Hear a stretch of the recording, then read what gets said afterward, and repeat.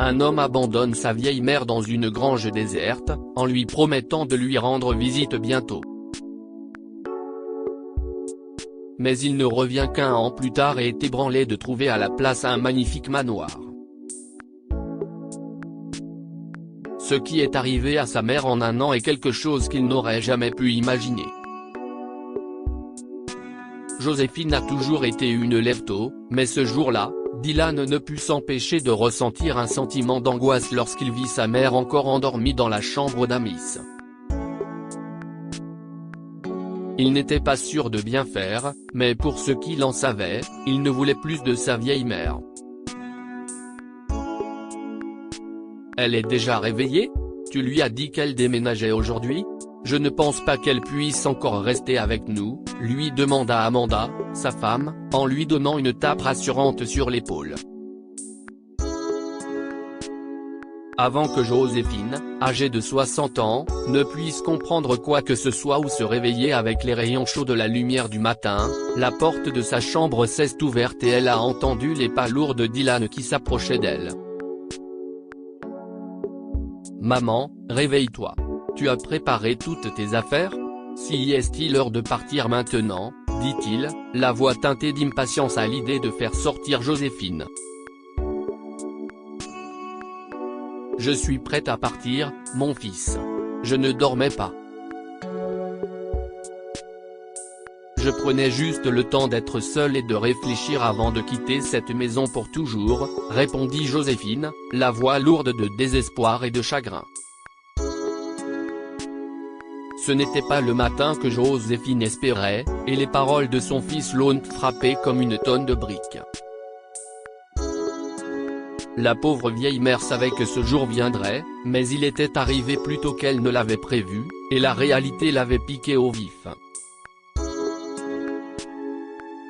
Déménager signifiait laisser derrière elle son fils unique, les beaux moments qu'ils partageaient en famille et tout ce qui lui donnait une raison de vivre.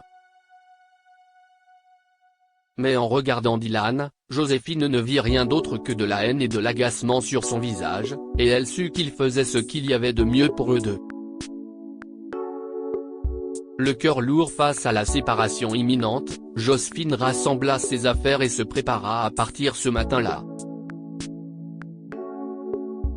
Si est à cause de mon maquillage, mon fils ? J'ai même arrêté d'aller au parc tous les matins et tous les soirs après que tu me l'aies demandé. Joséphine rompit le silence de Dylan pendant leur trajet en voiture. « Maman, ce n'est pas à cause de ton maquillage ou du fait que tu ailles au parc, » dit Dylan. « Le fait que tu as toujours l'illusion d'être une célébrité. Maman, tu dois réaliser que tu n'as jamais été une actrice. Personne n'était prêt à te confier ne serait-ce qu'un petit rôle. Et maintenant que tu es plus âgé, tu dois admettre que tu étais un mannequin de petite ville sans succès qui n'a jamais pu faire carrière à Hollywood. » Les mots de Dylan ont profondément touché le cœur déjà meurtri de Joséphine, qui se sentait perdue. Alors qu'elle entamait sa grossesse, le petit ami de Joséphine l'a trahi et s'est enfui, la laissant avec un chagrin d'amour et un énorme baby bump. Elle s'est retrouvée coincée entre son bébé et la carrière de ses rêves. Quelques mois après l'arrivée de son bébé, Joséphine l'a laissé chez sa grand-mère pendant qu'elle tentait de poursuivre une carrière prometteuse à Hollywood. Malheureusement, elle n'a jamais réussi, et encore moins à décrocher un seul rôle, même en tant que second rôle. Joséphine a continué à essayer pendant plusieurs années, faisant la navette entre son travail de mannequin dans une petite ville et les plateaux de cinéma, suppliant qu'on lui donne une chance à Hollywood. Mais rien ne se passa, et au fil du temps, son fils Dylan grandit sous la tutelle de sa grand-mère, sans que Joséphine ne s'implique ou ne s'intéresse à lui. Dylan finit par obtenir son diplôme, épousa sa petite amie et se rangea.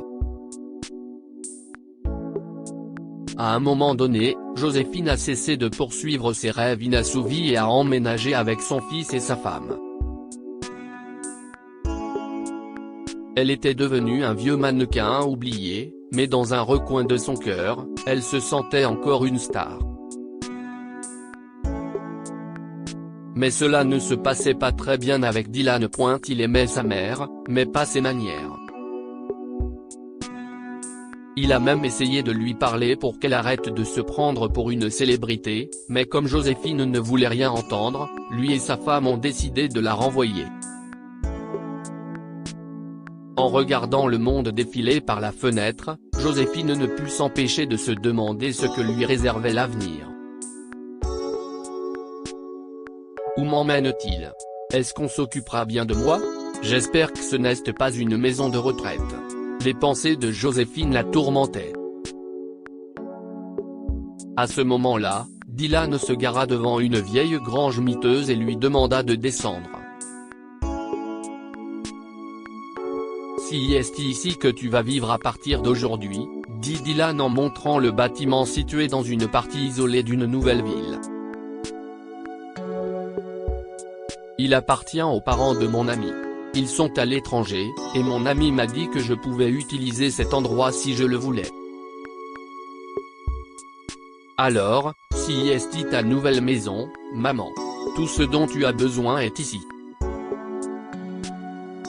Joséphine sentit une boule monter dans sa gorge alors qu'elle descendait de la voiture, luttant contre ses larmes. Il a peut-être raison. Peut-être que si est pour le mieux, se dit-elle en essayant de rester positive.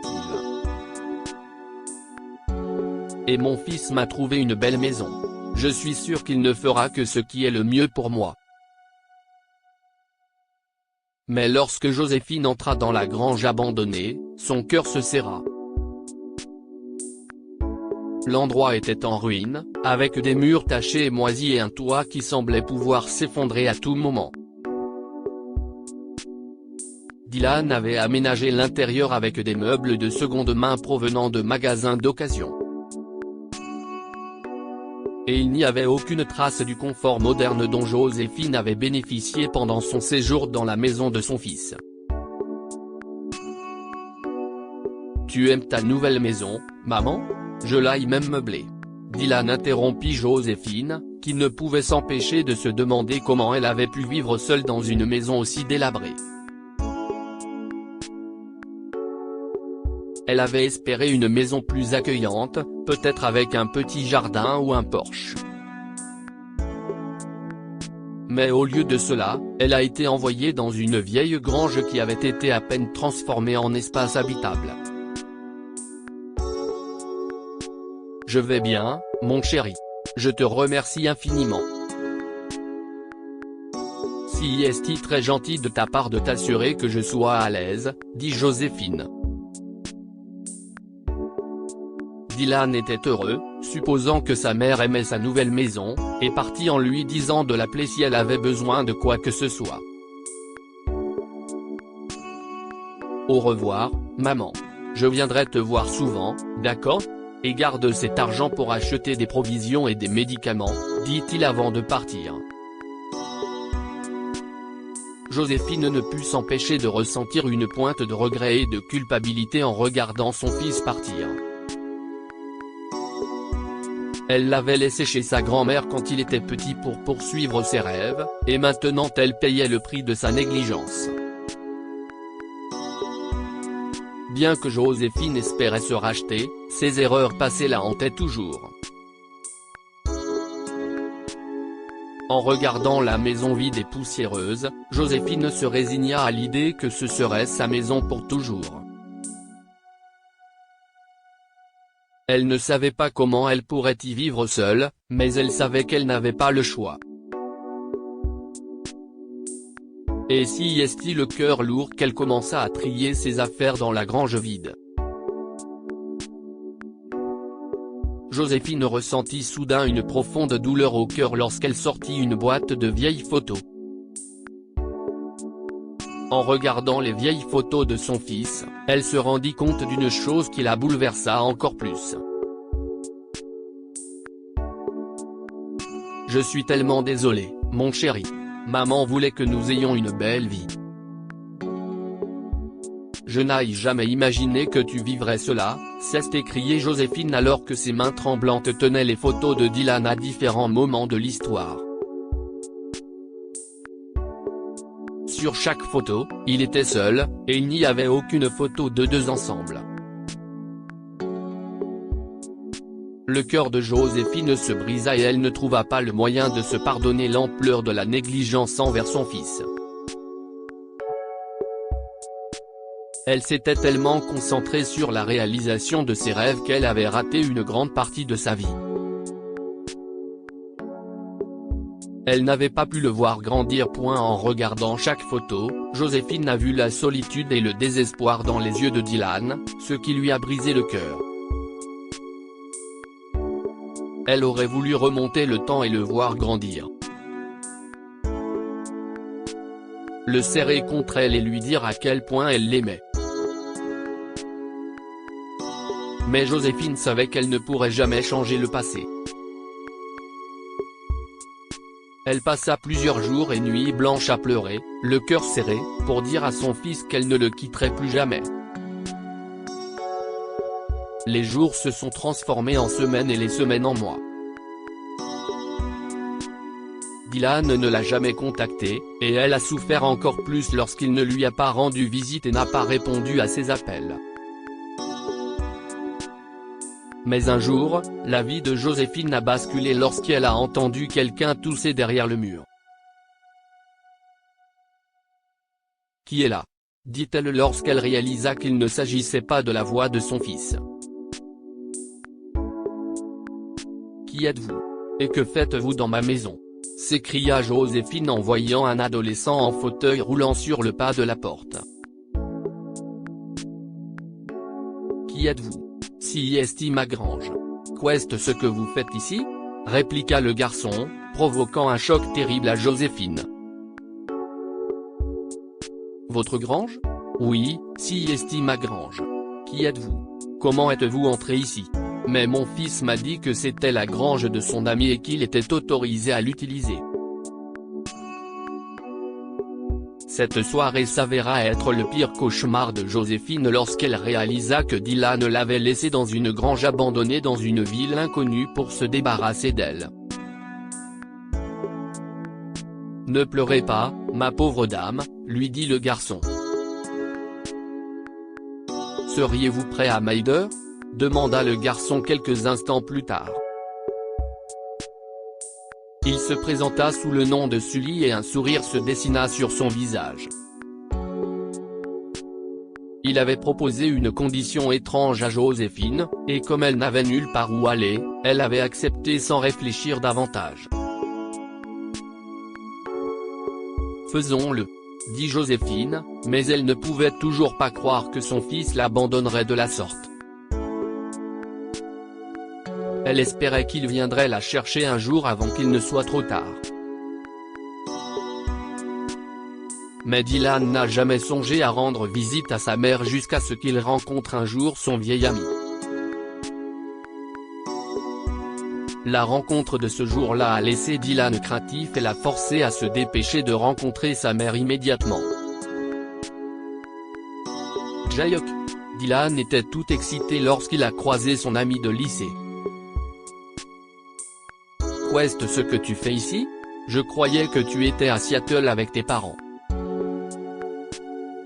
En écoutant Jake parler de la mort de ses parents, Dylan sentit la peur le gagner.